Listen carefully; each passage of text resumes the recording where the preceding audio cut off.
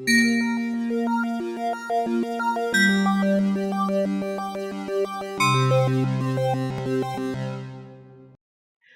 this is Guillaume Kirkland for La Pêche Media.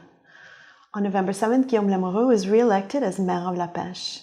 I sat down with him to discuss his priorities for the new council, as well as access to information and citizen participation. Hello, Guillaume, and congratulations on your re-election as mayor of La Pêche. Thank you. You won with 72% of the vote, but only 46% of the population showed up to vote. Does the participation rate concern you at all? Always. I mean, I feel the same way about most elections in Canada, really. Like participation rates, even at the federal level, provincial level, I think they're low. I sort of, you compare La Pêche to other municipalities in Quebec, you feel somewhat, it's reassuring to see that we're above average, but it's too little, I think.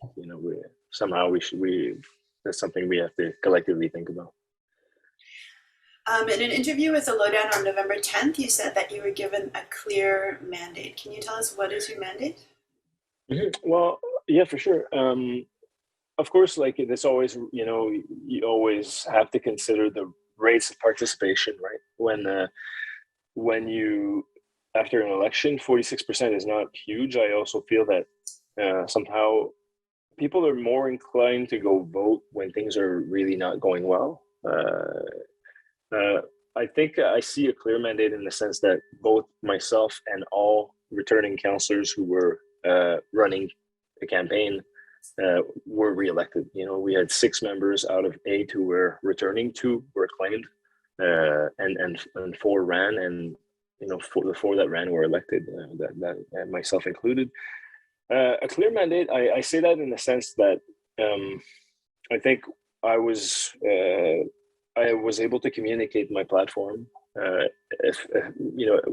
effectively. I had like a brochure, and I had interviews, and I did Facebook Lives. I tried to put out there, what I was working for, and when it comes to council altogether, and I've repeated this many times, we have put out there a lot of information. If people want to know what we're doing, they can go to our website and look at our various publications. So in that sense, I think that we have a clear mandate.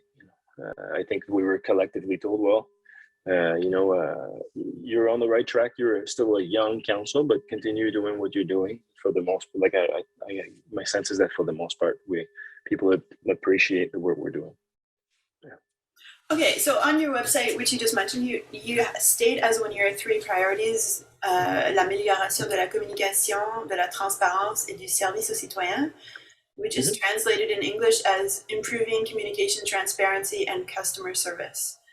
Right. And if that's the case, so why is it? You're referring to the if I recall, that's the 2021 budget sort of announcement, right? Exactly. Like and you talk about 3 priorities. So if that's the case, then why is it still so difficult for English-speaking citizens to find information in English on the municipality's website? Yeah, we've had this conversation before, you and I, Guillaume, and I've had this conversation with other journalists as well, and with citizens, there's really a question of, there is a legal question behind what you're raising. The municipality, we do not have a bilingual status. As a municipality, we do not have a bilingual status, nor could we get one under the current law, under the plan for the revision of that law, right? So there are limits to what we can do, but we do our best, and we put a lot of effort in communicating as much as we can, given the legal framework and the resources that we have in both languages. Okay, so but there are limits. There are limits to what we can do. Okay, but with a $17 million budget, you could potentially find some money to hire a translator to ensure that all the information is available to. Well, but we can't do that. we can't do that. We do not have a mandate to do that. And this is and I've told you this before. How we operate, like we we operate within a framework that's like the legal provincial framework. We do not have a bilingual status. And it's really a question of like, that's as simple as that. So I understand what you're saying, but it is what it is. So how can Anglophone taxpayers ensure that their money is being used for things that they believe in if they don't have access to information to know what's going on? Right. Well, there are various ways to do this. I mean, of course, they can contact their counselors, they can ask questions at council meeting. And I've said repeatedly, at council meeting that I will make sure people understand if they have an issue, like I'll repeat in both languages. I answer questions in both languages if people require it. In terms of our staff, our staff will agree to communicate in English when it comes to legal things. Like sometimes in urbanism, for example, they want to I think there's a question of responsibility, so they want to be as concise and clear, and refer to legal documents that are like municipal documents. But ultimately, there's a lot of information out there with the tools that exist today. People can manage to, if something is unclear, either translate it via various, tools online, or asking directly questions to staff or to their counselor or myself.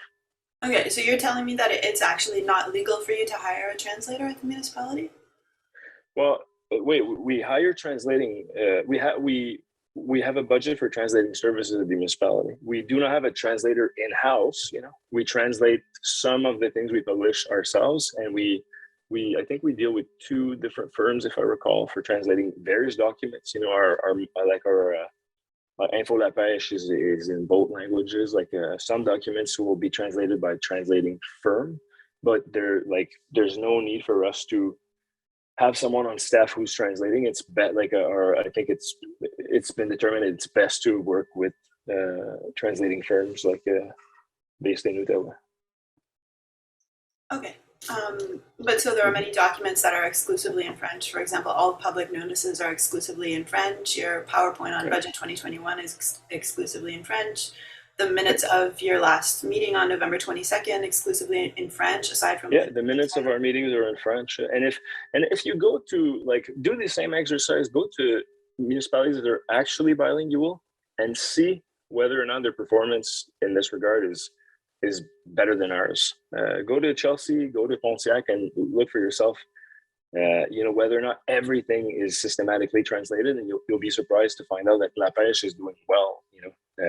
In comparison, all things considered, we're doing quite well in that regard. Can you talk about your budgetary priorities for 2022? Mm-hmm. No, I can't. No, you because because ultimately council, we started working today we're November. What is today? Today is November 8th. We've been in for a month, and we have our first budget planning meeting. I believe the first meeting is scheduled for the 14th. We have told public, I've said publicly that we are looking at during an electoral year, council can adopt their budget exceptionally the following early. So we have until January 31st to adopt their budget, and councillors decided that it was best to not only adopt our budget later in January 2022, but as well as our triennial investment plan. We've adopted a motion to telling the Ministry of Municipal Affairs that we want to postpone the adoption of our triennial investment plan to January. So we're probably looking at between 5 and 7 sessions, budget sessions. Chances are, you have a new council coming in. For the most part, it's a returning council, right? 6 members out of 8 returning. It's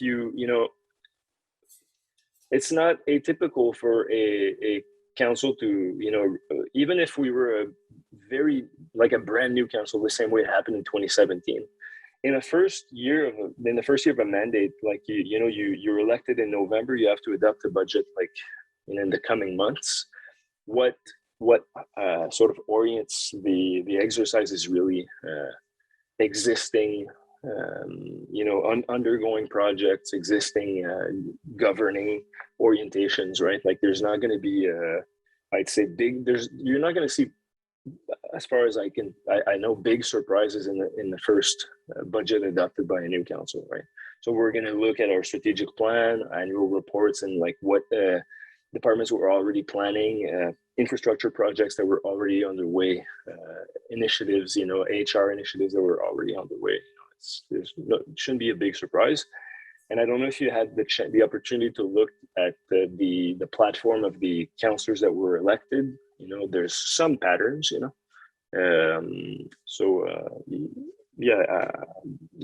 I think our priorities are, for the most part, the ones that are listed in our strategic plan.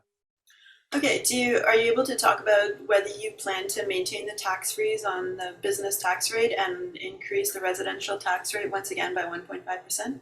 No, I'm not. I'm unable to do this. I would be speaking for council, and council has not yet set. I represent council. Ultimately, when council makes decisions, then I go to the public and speak to those decisions. I can tell you how I feel about these things. But you'd have to make a clear distinction between my words personally and the words of the decisions that council makes, right? So it's too early for me to tell you. But what I can tell you is that on one hand, it's a triennial. In 2021 was our triennial role of evaluation. We received our triennial role of evaluation. It happens every 3 years. There's a complete overview of a property evaluation in La Pêche. We're looking at, on average, increases in evaluation that, again, it's an average, for the residential sector. For the most part, we're looking at a 13 to 14% increase in evaluation, right? So that, of course, has to be accompanied by a review of your rate. You do not want to transfer you don't want tax burden to increase 14% by 14%. So you have to decrease your rate in order to have an increase. If an increase is needed, that's sort of acceptable, right? That is not overburdening taxpayers. You see what I mean? Right. So you think you'll actually decrease the residential tax rate this year? Again, I doubt that the tax, we're not I don't think we're in a situation where I'd say the tax, let's call it the tax burden, right? Rate times evaluation equals your tax,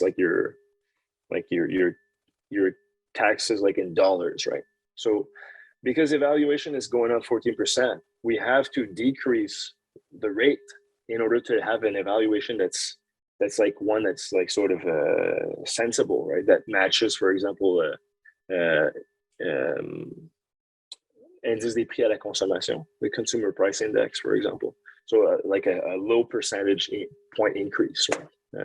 And I don't think that municipalities should favor scenarios where somehow their ability to offer services and maintain their assets and infrastructure and improve their practices is decreasing, right? I'm of the belief that municipalities have to, as far as they're in a good position, geographically speaking, right? They should evaluate scenarios where they're everything increases, right? The cost of resources increases, the cost of labor increases, right? So you need to have a humble increase, in your overall budget, right? But we'll see very soon, again, in the returning year, after the holidays, we'll be adopting their budget. I don't expect drastic increases, of course. Okay. Can you talk about how you collaborate with other levels of government, both for the COVID crisis and the climate crisis? I know you have a plan for both of those. Is that very much integrated with the provincial and federal levels of government to address those problems?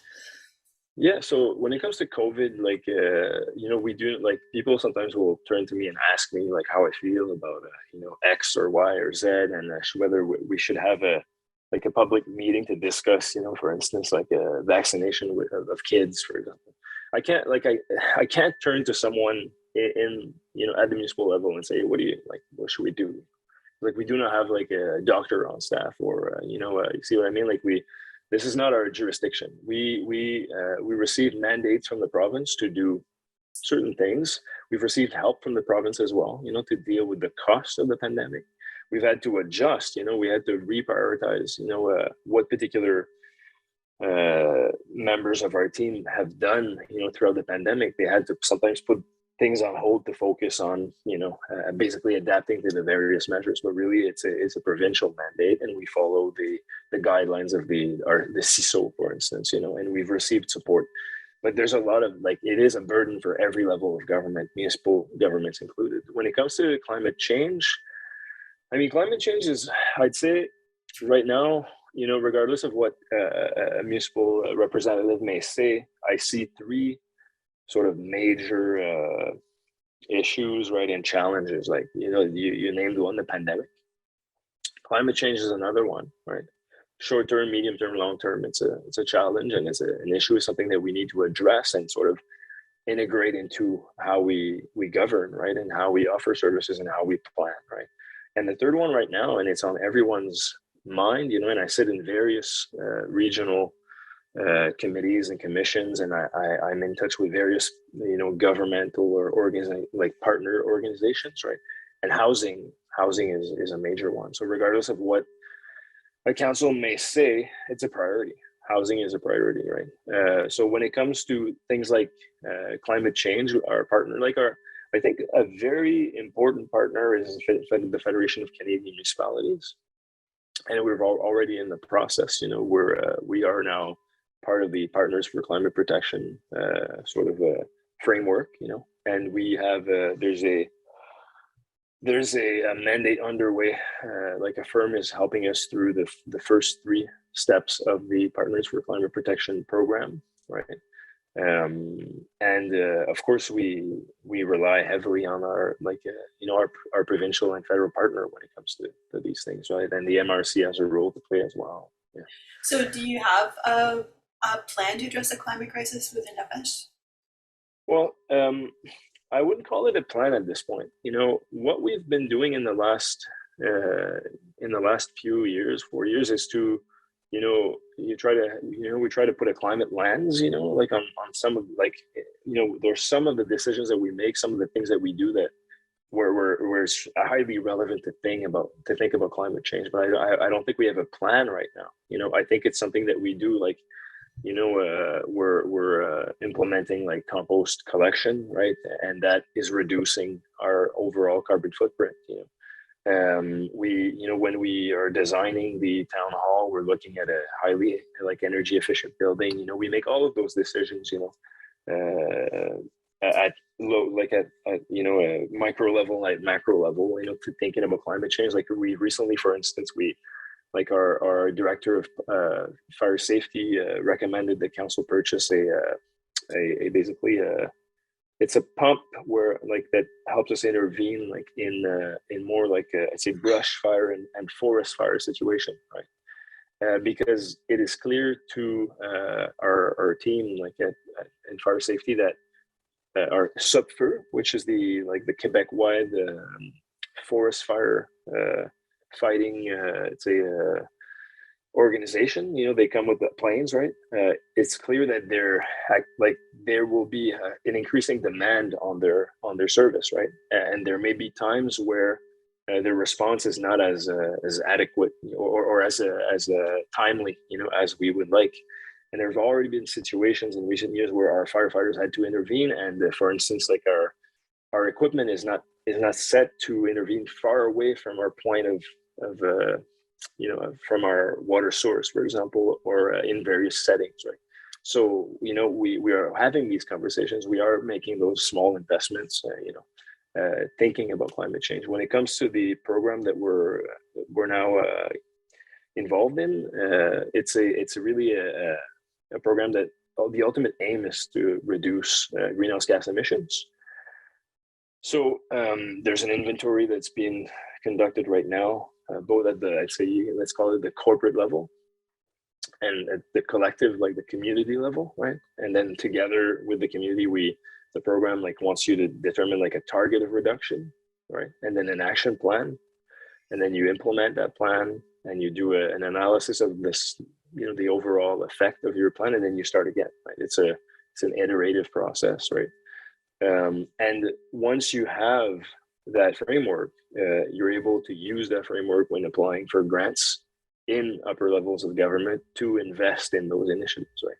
Municipalities can't do it all, on our own. We need, expertise from like external expertise, external sources of funding, right? So that's the goal, really, is to, yes, reduce emission, but also get funding to implement those plans. And in many cases in climate change, what you see is it's sometimes cost effective to implement those. It's cost effective short term, and it's cost effective long term to implement those various initiatives. So at the meeting that was held just prior to the election, I think you mentioned the possibility of having a fast charger installed somewhere in La Pêche. Is that still on the horizon? Right. Well, there are various. So we're looking at this at the municipal level, meaning like for our infrastructure, but we're also part of a group of municipalities that's working with Credo. I don't know if you saw this study go by, but students to have not only fast charging stations, but basically rental, rental cars, like the communal sort of service, right? So I think we have to look at it, more broadly, right? But yeah, my hopes is that in the coming years we'll have increased the number of chargers in La Pêche and in our MRC. Really, I hope it's going to happen in various municipalities. Okay, so no plan for the moment, but you'd be open to seeing it happen. Well, right now I know that they're working on initiatives, but it's really for instance, like at the arena, at town hall, at the new town hall. So is this short term? Like it's, I don't know if it could happen this year or in 2022 or 2023, but hopefully it's going to happen shortly. Okay, so in terms of collective transport, do you work at all with Transcolline to facilitate increased routes and? So Francis Beausoleil, first, La Pêche is there are 4 partners with Transcolline. And Transcolline is like a régie, it's like a sister organization of our MRC. It offers, transport, adapted transportation for people with mobility issues, right?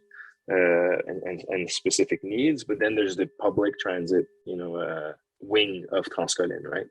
So when you look at the public transit wing of Transcolline, like La Pêche and Chelsea, we have the most users, and then there's Cantley and Val-des-Monts, or Val-des-Monts and Cantley in that order, right? So there are 4 municipalities, and of course, La Pêche and Chelsea, we have very sort of embedded routes because we're, on the west side of the Gatineau River for the most part. We have routes that start in La Pêche, go through Chelsea, go all the way to Gatineau.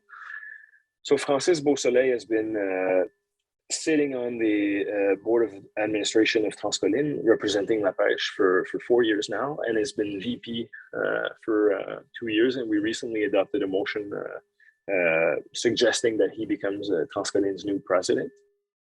I think really the best person to speak to when it comes to public transit is Francis Beausoleil in La Pêche. He's a user, has been a user for many years also. As it was a user, as a student, and then as a worker, has a really good perspective on the services they offer. Okay, perfect. As for the Compost program that you mentioned earlier, when do you anticipate that rolling out? Right. So as you recall, we received a grant to acquire compost bins. We received a grant, I think it was in the grant was confirmed either in late 2020 or sometimes in 2021. We are on our current contract for garbage and recycling collection is coming to an end. It's ending December 31st, but the current contractor has agreed to extend his services for 2 months. So there's an ongoing call for tender right now. Oh, I think my connection is just a moment. Fait que si on reprend comme We were talking about composting. So, do you know when the compost program might be rolled out? yeah, so what's our goal is March. And so as I was explaining, our current contract ends on December 31st. The contractor agreed to extend it 2 months. And right now I think we've launched a call for tenders about a month ago, if I recall. So we'll have to, of course, analyze the tenders that we get, and but that's the plan. Right. Okay, and how can people inform the municipality if they do not want to receive a plastic compost bin because they're already doing their own Mhm. composting at home? Yeah, everyone will receive a bin. Composting. I don't know of any municipality where they implement curb pickup, and it's an option. Everyone, it's a service that everyone has access to. People can choose not to use it, but everyone gets a bin, and everyone the fee is the same for all residential users, for instance. What we've said is basically, and I compost myself, and I'll most likely continue composting. But there are things that you can't put in a residential bin. There are peaks also, like in the season where people may have too much organic waste to compost, for instance, and ultimately the performance of a municipal system, like a collection and treatment and then treatment in a composting facility, is it's more efficient. And you can see that we've published an executive report. It's on an executive summary of the analysis that was conducted by Solinov. It's on our website. You can see the advantages, and that's why Quebec is making it has been saying that it'll become mandatory for all municipalities. In the coming years, there's been you have regional partners that have done it. Like you have much smaller municipalities than La Pêche that are now collecting, like places like Aumont, for example. Just north of Maniwaki. It's happening. It's happening throughout Quebec, and for La Pêche, it makes sense. Okay, so if people do not want to receive a bin because they're already composting, they will still receive a bin. And can they return Right, the same bin? way. No, it's the same as recycling. No, it's the same as recycling. It's no longer like once a municipality implements pickup. People could not use their bins, but it's systematic. Everyone gets a garbage. We'll get it like a garbage bin, recycling bin, composting bin. It's a smaller size, the composting bin, but everyone gets one, and hopefully people will use it because, again, it's been like Solinov has done multiple studies, and studies have been done throughout the province as well. Municipalities that focus solely on residential composting, like on-site composting, will never reach their targets. They'll so people will, most people choose not to compost. The people who compost, some people do it very well. Some people don't do it. For instance, mix it enough so you have small sources of methanes, everywhere, throughout a municipality. It's just how it is. This data has shown it. In Quebec, it's just the case. I know it's like a hard pill to swallow for some people, but that's the best way forward. All things considered, it's the best way forward. Do you have? And instead of sending organic waste to La Chute, which I don't know if you know where La Chute is. It's we're sending organic waste now to Casabasua, right? So we're taking out organic waste from our garbage that we have to ship in a lieu d'enfouissement technique, in La Chute, and we're redirecting this organic waste to Casabasua, and we can then bring it back to La Pêche. People will be able to get compost back, but I see a big opportunity is with our local farmers. We have organic farmers, and typically what you see coming out of composting treatment facilities are grade A compost that can be used. So this is a great example of economy circulaire, right? Great. I just have a few more questions before we're out of time. Do you have an update on the Wakefield Spring? And did you ever discover what was causing the problem in the Wakefield Spring? So it's interesting how sometimes groundwater will be, like in this case, like again, I'm, as far as I know, you have a, what is it called? Fecal coliform peak, right? A small excess, of the target in fecal coliform, if I recall, right? So there's a risk for E. coli, right, with fecal coliform, right?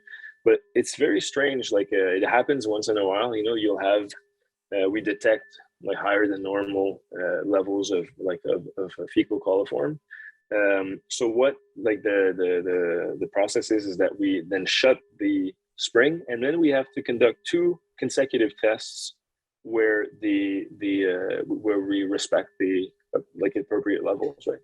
But it's really unknown like what causes that, and you're looking at a high flow underground spring, right? I don't know, but it happens. It had happened over the years. It rarely occurs, but it does occur, and that's what we have to do. And so is the plan just to wait it out until it gets back to levels that are acceptable? So as far as I know, we've at this point have had one test that came out okay, where the levels are normal and low, much below the target, right? And we're just waiting for the second results. That's how it is. Okay, you mentioned the housing crisis earlier. Has it occurred to you to perhaps put out a request for proposals for a social housing initiative within La Pêche? So at this point, so the answer is no. Not like it didn't like. I don't know if it did not occur to me. It's just not what council is focusing on right now. I'm hearing of various initiatives, and I will be speaking to Brian Wiles, later this afternoon. Who was a subject of an article in the Lowdown recently, and I'm happy to discuss the issue with local building companies or developers or organizations that are working on housing projects like Cohabita Wakefield, for instance. There are 3 places where a municipality can intervene when it comes to housing. Legislative, they could, municipality could give land, which is, as far as I know, been done in the past, and the municipality can invest in a housing project, right? Which we have done in the past as well. Council right now is focusing on the legislative part of things because we see that ultimately, if we don't do this exercise now, either we're missing opportunities in the future. Or either we're going to be missing opportunities in the future, or we will not be able to approve projects that are innovative and housing, so like good housing solutions, right? So we've adopted a PPC MOI, which allows us to look at projects that are really not like with current zoning bylaws, for instance. We look at these projects like we can't fit this anywhere.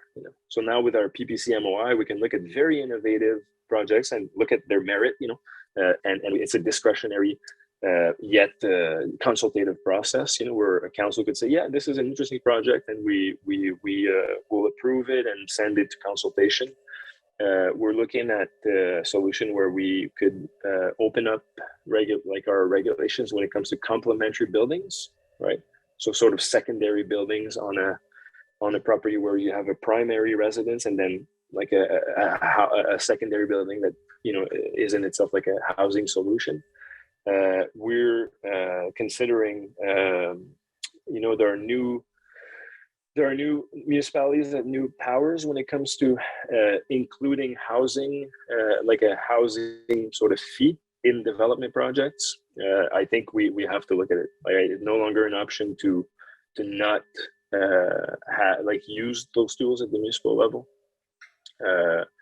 and eventually we're reviewing our entire zoning and urban plan, right? Which I think what I've named right before are good solutions, but I think if there are other ways to further sort of open up possibilities, for instance, with the kind of residential builds you can approve in various zones in La Pêche, I think we have to be as like open-minded as possible when it comes to housing, because it's at the root of so many problems we have, social, economic, so I think we're moving in the right direction.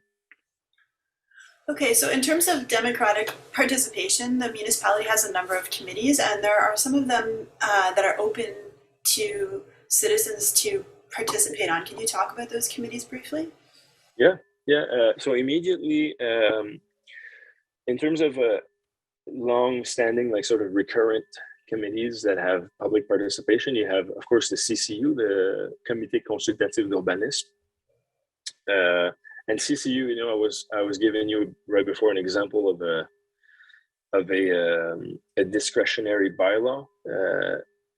For example, minor variance. I guess the CCU has to analyze all the minor variance requests. So CCU is one of them.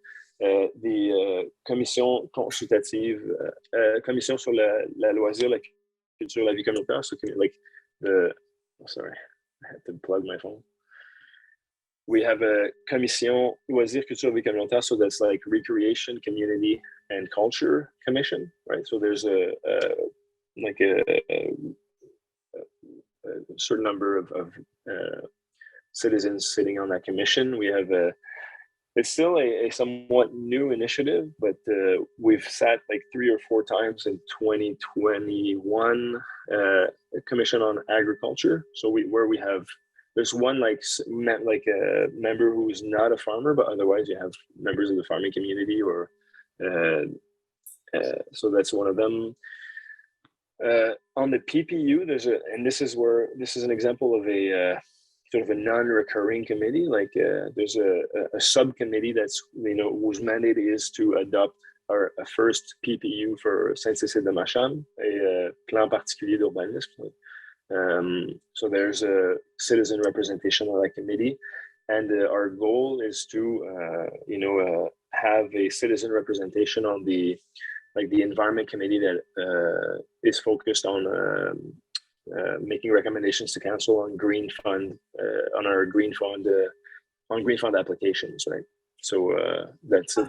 Okay, so if people are interested in sitting on these committees, how would they apply for that? Yeah, so people can at any time submit their a letter of intent, like a brief letter of intent with their their background, and periodically the municipality will send out a call for applicants. That's so you can do it at any time. You can also look out for call for applicants to sit on the various committees. Okay, so given that you just reformed government, do you now have spaces on those committees for people who would like to be? We just recently we adopted a resolution in mid-November to name the presidents and members of the various committees and commissions.